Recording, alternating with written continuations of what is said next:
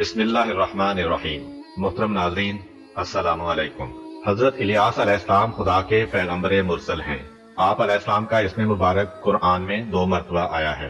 ایک دفعہ آپ علیہ السلام کا ذکر سورہ انعام کی آیت نمبر 85 میں حضرت زکریا، حضرت عیسیٰ اور حضرت یحییٰ علیہ السلام کی صف میں ایک شائستہ انسان کے عنوان سے ہوا، اور دوسری مرتبہ سورہ صافات کی آیت نمبر 123 میں آپ علیہ السلام کو پیغمبر مرسل کے عنوان سے یاد کیا گیا ہے۔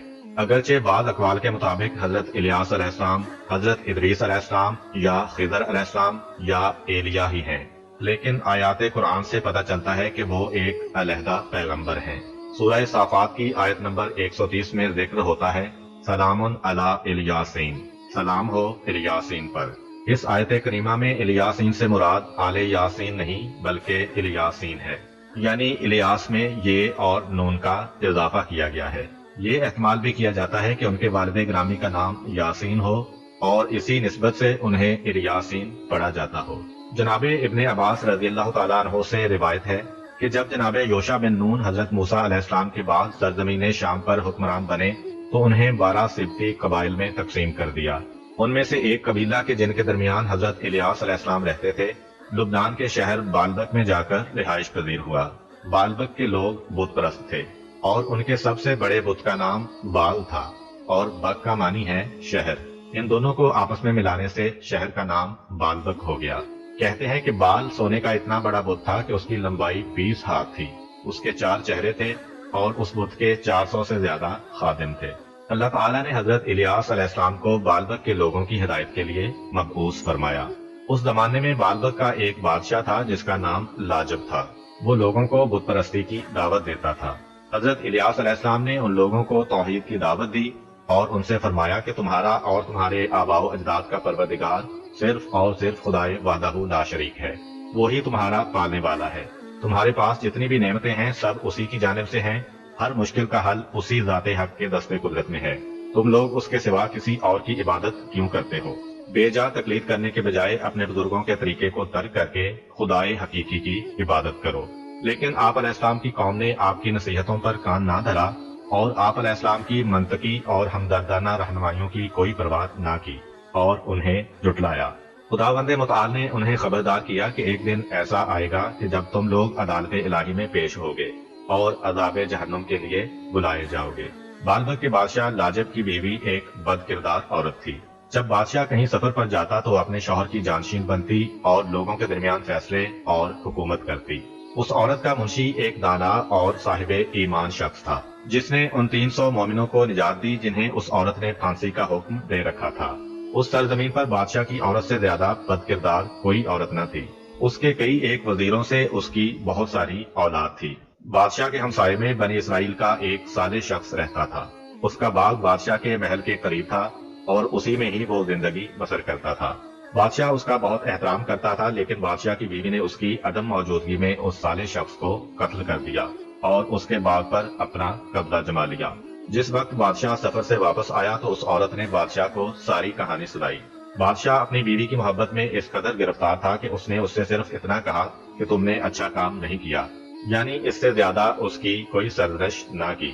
جب حضرت الیاس علیہ السلام نے بالبک کے لوگوں کو بت پرستی سے منع کیا اور خدائے وحدہ لا شریک کی طرف دعوت دی تو بت پرستوں نے آپ علیہ السلام کو جھٹلایا، ان کی توہین کی، انہیں ڈرایا دھمکایا اور انہیں اپنے آپ سے دور کیا۔ لیکن انہوں نے بڑی استقامت سے ان کا مقابلہ کیا، ان کی اذیتیں برداشت کی اور انہیں مسلسل دعوتیں توحید دیتے رہے، لیکن وہ لوگ اپنی سرکشی پر ڈٹے رہے اور حضرت الیاس علیہ السلام پر عرصہ حیات تنگ کر دیا۔ حضرت الیاس علیہ السلام نے خدا کو قسم دی کہ اگر بادشاہ اور اس کی بد کردار بیوی توبہ نہ کریں تو انہیں ہلاک کر دے، اور اس کے ساتھ ساتھ ان دونوں کو تنبیہ بھی کی۔ یہ تنبیہ کرنا اس بات کا باعث بنی کہ بادشاہ اور اس کے چیلے بہت غصے میں آ گئے۔ ان لوگوں نے ارادہ کر لیا کہ حضرت الیاس علیہ السلام کو قتل کر دیں۔ چنانچہ حضرت الیاس علیہ السلام وہاں سے ہجرت کر گئے اور پہاڑوں کے اندر غاروں میں 7 سال تک چھپ کر زندگی گزاری۔ وہاں پر آپ علیہ السلام کی غذا درختوں کے پھل وغیرہ تھی۔ اس دوران میں بادشاہ کا بیٹا سخت بیمار ہو گیا اور ہر قسم کا علاج بے اثر رہا، جبکہ بادشاہ اس بیٹے سے اپنی تمام اولاد سے زیادہ محبت کرتا تھا۔ وہ اس کی شفا یابی کے لیے بتوں کے آگے گڑ گڑایا، لیکن کوئی نتیجہ نہ نکلا۔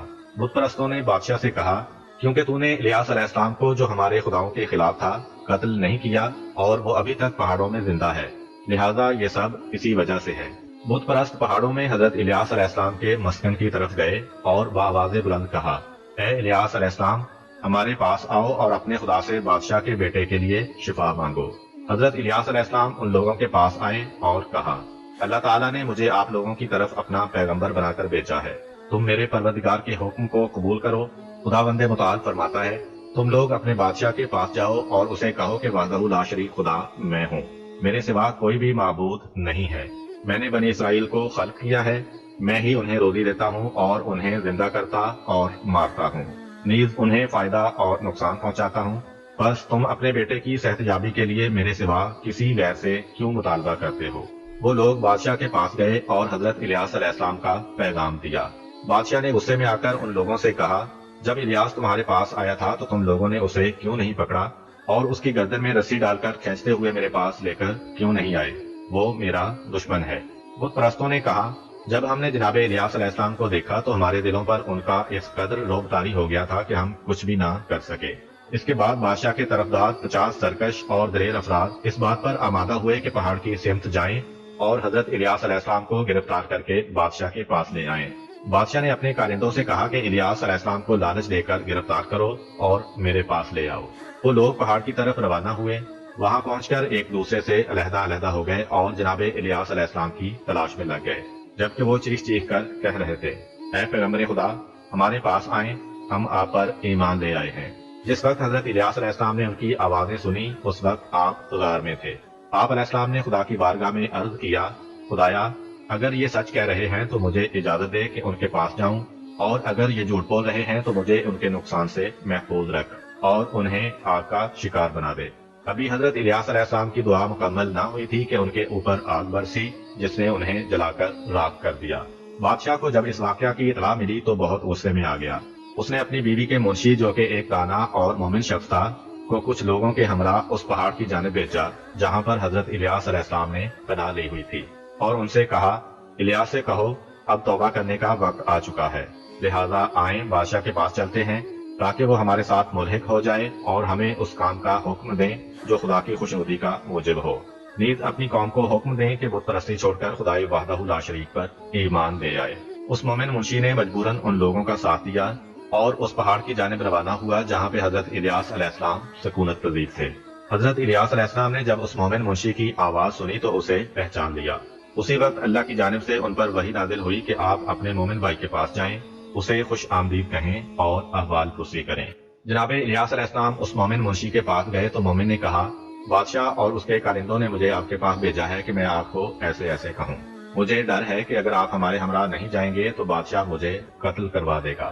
اس وقت حضرت الیاس علیہ السلام پر وحی نازل ہوئی کہ یہ بادشاہ کی طرف سے آپ کو گرفتار کرنے کے لیے دھوکہ اور چال بازی ہے۔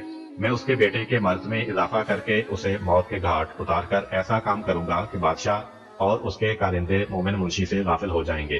اس مومن منشی سے کہہ دیں کہ وہ بے خوف ہو کر واپس چلا جائے۔ مومن منشی اپنے ساتھیوں کے ہمراہ واپس پلٹ آیا، کیا دیکھتا ہے کہ بادشاہ کا بیٹا شدت مرض میں گرفتار ہے۔ سب اسی کے بارے میں حیران و پریشان ہیں۔ اس کا لڑکا شدت مرض کی وجہ سے موت کے منہ میں چلا گیا۔ بادشاہ اور اس کے حواری نازل ہونے والی اس مصیبت کی وجہ سے کچھ عرصہ کے لیے سب کچھ بھول گئے۔ کافی عرصہ گزرنے کے بعد بادشاہ نے مومن منشی سے پوچھا، تم نے اپنا کام کہاں تک پہنچایا ہے؟ مومن منشی نے کہا، مجھے الیاس کے ٹھکانے کے بارے میں کچھ بھی معلوم نہیں ہے۔ اس کے بعد حضرت الیاس علیہ السلام پہاڑ سے نیچے اترے اور مخفی طور پر حضرت یونس علیہ السلام کی والدہ کے گھر گئے اور 6 ماہ تک وہاں چھپے رہے، پھر دوبارہ پہاڑ کی طرف چلے گئے۔ اللہ تعالیٰ نے 7 سال مخفی زندگی گزارنے کے بعد حضرت الیاس علیہ السلام پر وحی بھیجی کہ آپ جو چاہتے ہیں مجھ سے مانگیں۔ حضرت الیاس علیہ السلام نے عرض کیا، پروردگار، مجھے دنیا سے اٹھا لے اور میرے آباء و اجداد کے ساتھ ملا دے کہ میں نے تیری خاطر بنی اسرائیل کو تھکا دیا ہے اور انہیں غضبناک کیا ہے، اسی طرح بنی اسرائیل نے مجھے تھکایا ہے اور غضبناک کیا ہے۔ خداوند متعال نے فرمایا، ابھی وہ وقت نہیں پہنچا ہے کہ میں زمین اور اس پر بسنے والوں کو تیرے وجود سے خالی کروں، بلکہ زمین اور اس کے ساکنوں کے وجود کا دار و مدار اور استحکام آپ کے وجود مبارک کی وجہ سے ہے۔ آپ جو مانگنا چاہتے ہیں وہ مانگیں تاکہ اسے پورا کروں۔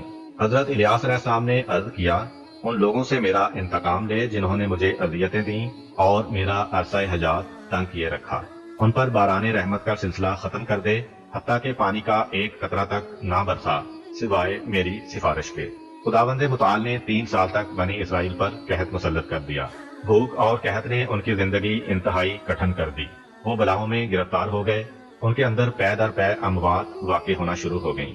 وہ لوگ سمجھ گئے کہ یہ سب کچھ حضرت الیاس علیہ السلام کی بد دعا کا اثر ہے۔ وہ انتہائی مخلوق الحالی میں شرمندگی کے ساتھ حضرت علیہ السلام کے پاس آئے اور کہا، ہم سب آپ کے مطیع اور فرمانبردار ہیں، ہمارے حال پر رحم کریں۔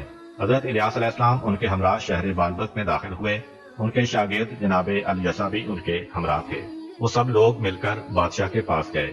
بادشاہ نے حضرت الیاس علیہ السلام سے کہا، تم نے بنی اسرائیل کو قحط سے نابود کر دیا ہے۔ آپ علیہ السلام نے فرمایا کہ اس نے انہیں نابود کیا ہے جس نے انہیں گمراہ کیا ہے۔ پھر بادشاہ نے حضرت الیاس علیہ السلام سے کہا کہ اپنے خدا سے کہو کہ بنی اسرائیل کو پانی مہیا کرے۔ چنانچہ جب آدھی رات کا وقت ہوا تو حضرت الیاس علیہ السلام خدا سے راز و نیاز میں مشغول ہو گئے۔ پھر جناب الیسا سے فرمایا، آسمان کی طرف دیکھو، کیا کچھ نظر آ رہا ہے؟ انہوں نے آسمان کی طرف دیکھا اور کہا، بادل دیکھ رہا ہوں۔ حضرت الیاس علیہ السلام نے فرمایا، تمہیں بارش اور پانی کی خوشخبری ہو، اپنے آپ کو بچانا، کہیں پانی میں غرق نہ ہو جانا۔ اللہ تعالیٰ نے پے در پے بارشیں برسائیں، زمین سرسبز و شاداب ہو گئی۔ حضرت الیاس علیہ السلام اپنی قوم میں واپس آ گئے۔ وہ لوگ ایک عرصہ تک ان کے ہمراہ رہے اور راہ خدا پرستی پر قائم رہے، لیکن کچھ عرصہ بعد نعمتوں کی فراوانی اور تکبر کی وجہ سے دوبارہ گمراہ ہو گئے۔ ان لوگوں نے حق الیاس علیہ السلام کا انکار کیا اور ان کے حکم سے سرتابی کی۔ بالآخر اللہ تعالیٰ نے ان کے دشمنوں کو ان لوگوں پر مسلط کر دیا۔ ان کے دشمن ان کے اندر داخل ہو گئے اور انہیں خوب ذلیل و رسوا کیا۔ بادشاہ اور اس کی بیوی کو قتل کر دیا اور ان کی لاشیں اسی باغ میں پھینک دیں جو اس کی بیوی نے ایک صالح شخص سے چھینا تھا۔ حضرت الیاس علیہ السلام نے دشمنوں کی نابودی کے بعد اپنے وسیع جناب الیسا علیہ السلام کو کچھ نصیحتیں کی اور اللہ تعالیٰ کی طرف سے لباس نبوت حضرت الیسا علیہ السلام کو پہنایا۔ جناب الیسا علیہ السلام نے بنی اسرائیل کو ہدایت کرنا شروع کی۔ بنی اسرائیل نے بھی آپ علیہ السلام کا بہت احترام کیا اور آپ علیہ السلام کی اطاعت کرنے لگے۔ بعض روایات کے مطابق حضرت الیاس علیہ السلام جناب خضر علیہ السلام کے دوستوں میں سے ہیں اور دونوں زندہ ہیں۔ فرق صرف اتنا ہے کہ الیاس علیہ السلام خشکی پر معمور ہیں، لیکن خضر علیہ السلام جزیروں اور دریاؤں پر معمور ہیں۔ بعض دوسرے لوگ حضرت الیاس علیہ السلام کی معموریت بیابانوں میں اور خضر علیہ السلام کی معموریت پہاڑوں پر خیال کرتے ہیں، اور دونوں کے لیے عمر جاودانی کے قائل ہیں۔ اللہ تعالیٰ نے حضرت الیاس علیہ السلام کو ابدی زندگی اس وجہ سے عطا فرمائی کہ انہیں راز و نیاز کرنے اور مناجات سے عشق تھا۔ ہوا یوں کہ ایک دفعہ حضرت ابراہیل علیہ السلام جناب الیاس علیہ السلام کی خدمت میں آئے تاکہ ان کی روح قبض کریں۔ حضرت الیاس علیہ السلام نے گریہ کرنا شروع کر دیا۔ حضرت ابراہیل علیہ السلام نے کہا، آپ کیوں گریہ کر رہے ہیں جبکہ آپ تو اپنے پروردگار کے پاس پلٹ کر جانے والے ہیں؟ حضرت الیاس علیہ السلام نے فرمایا، یہ گریہ موت کے خوف سے نہیں ہے، بلکہ یہ گریہ سردی کی طولانی راتوں اور گرمی کے طویل دنوں سے جدائی کی وجہ سے ہے، کیونکہ دوستان خدا یہ راتیں راز و نیاز اور مناجات کرنے میں گزارتے ہیں اور دنوں میں روزے سے رہتے ہیں۔ وہ ہمیشہ بارگاہ خدا میں حاضر رہتے ہیں اور اپنے محبوب کے ساتھ مناجات سے لذت حاصل کرتے ہیں۔ موت کی وجہ سے میں ان سے محروم ہو جاؤں گا اور خاک کا اسیر بن جاؤں گا۔ خداوند متعال نے حضرت الیاس علیہ السلام پر یوں وحی نازل فرمائی، آپ کو مناجات سے عشق ہے اور آپ لوگوں کی خدمت کرنا چاہتے ہیں، لہذا میں آپ کو تا قیام قیامت